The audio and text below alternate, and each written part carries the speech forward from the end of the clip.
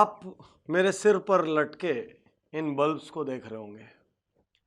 मैं जब भी बल्ब को देखता हूं तो मुझे थॉमस अल्वा एडिसन की याद आती है।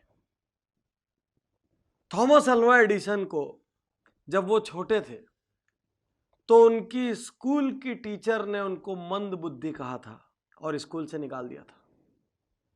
और थॉमस अल्वा एडिसन के माता पिता को कहा था कि हमारी स्कूल में हम इसको नहीं पढ़ा सकते, ये बहुत मंद बुद्धि है और आप इसको घर में पढ़ाइए। थॉमस अल्वा एडिसन की मां ने उनकी बात को मानने से इनकार कर दिया और उन्होंने बोला मेरा बच्चा मंदबुद्धि नहीं हो सकता, मैं इसको घर में पढ़ाऊंगी। और थॉमस अल्वा एडिसन आज दुनिया के उन वैज्ञानिकों में से जाने जाते हैं जिनके नाम से मैक्सिमम इन्वेंशंस है, दुनिया के टॉप 10 में से एक। यदि थॉमस अल्वा एडिसन की मां ये मान लेती कि मेरा बच्चा मंदबुद्धि है तो पूरी जिंदगी वो उसको मंदबुद्धि की तरह ट्रीट करती रहती और वो मंदबुद्धि बन जाता। साथियों, इतिहास कौन रचता है? इतिहास वो नहीं रचते जो लोगों की बात सुन के मान लेते हैं कि मैं कमजोर हूं, मैं हीन हूं, मैं नहीं कर सकता, मुझे नहीं आता। इतिहास वो नहीं रचते जो किसी दूसरे की राय के लिए अपने संकल्प छोड़ देते हैं। इतिहास वो नहीं रचते जो कोई दूसरा डिस्करेज करता है, डिसहार्टन करता है तो अपने टारगेट्स छोड़ देते हैं। इतिहास वो नहीं रचते जो कोई उनसे खराब व्यवहार करता है तो वो अपना अच्छा व्यवहार छोड़ देते हैं। इतिहास वो नहीं रचते जो जरा सा टॉर्चर पाके अपना टारगेट छोड़ देते हैं। इतिहास वो रचते हैं जो सहते हैं। इतिहास वो रचते हैं जो खड़े होते हैं। अभी अभी एक शानदार फिल्म आई दंगल, आपने देखी होगी। गीता बबीता, महावीर सिंह फोगाट, कैसे इतिहास रचा। जब महावीर सिंह फोगाट ने अपनी बेटियों को तैयार करना शुरू किया तो पूरे गांव ने मजाक उड़ाया। महावीर सिंह फोगाट ने उनको सुबह सुबह उठाया, उनके बाल कटवा दिए, उनके खाने पीने पर रोक लगा दी, सब कुछ किया। यहां तक कि उनके बच्चों ने उनको दुश्मन समझ लिया। और ऐसा ही कई बार होता है, ढेर सारे बच्चे अपने माँ बाप को दुश्मन समझ लेते हैं। लेकिन एक दिन उनको समझ आया जब उनकी सहेली कहती है कि तुम्हारे पिता तुमको संतान तो समझते हैं कम से कम, इसलिए तुम्हारी फिक्र करते हैं। साथियों, महावीर सिंह फोगाट ने पहले इतिहास रचा है, गीता बबीता ने बाद में।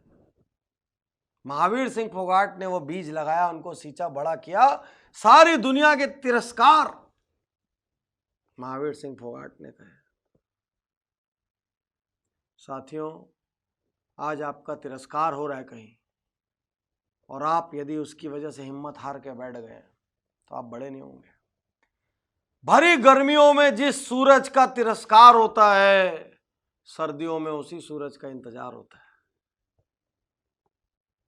याद रखिए, आज तिरस्कार का मतलब आजीवन तिरस्कार नहीं है। इतिहास वो नहीं रचेगा जो लोगों की सुनेगा। इतिहास वो नहीं रचेगा जो टारगेट छोड़ेगा। इतिहास वो नहीं रचेगा जो हीन भावना में चले जाएगा।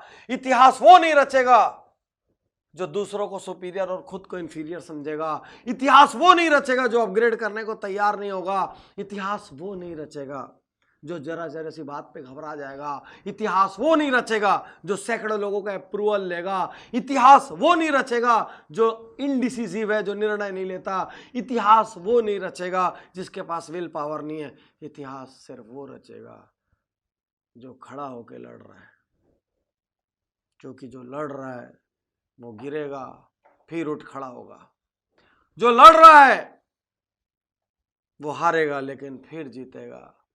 लेकिन जो लड़ा ही नहीं वो तो जीता ही नहीं, वो तो हारा ही नहीं, क्योंकि वो कभी लड़ा ही नहीं। तो यदि थोड़ा सा भी इतिहास रचना है, यदि थोड़ी भी वैल्यूएबल जिंदगी बनानी है, यदि कुछ भी हासिल करना है तो लड़िए, लोगों की ना सुनिए, लड़िए, डरिए मगर करिए। डरना स्वाभाविक है।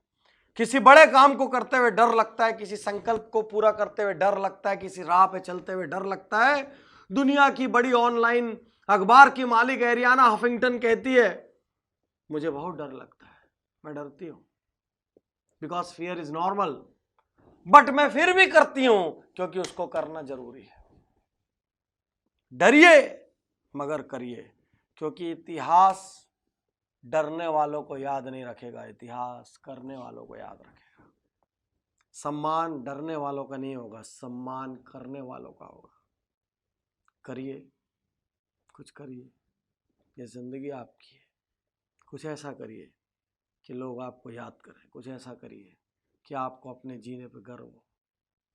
भले ही आपने किसी ने आप पे कुछ भी लेबल लगाए हो, आपके बारे में कितना ही हल्का बोला हो, जब थॉमस एल्वा एडिसन इस बल्ब का आविष्कारक मंद बुद्धि कहलाने के बाद इतिहास रच सकता है और हर टेक्स्ट बुक, हर बच्चा उसका नाम जान सकता है, तो फिर आपका भी जान सकता है।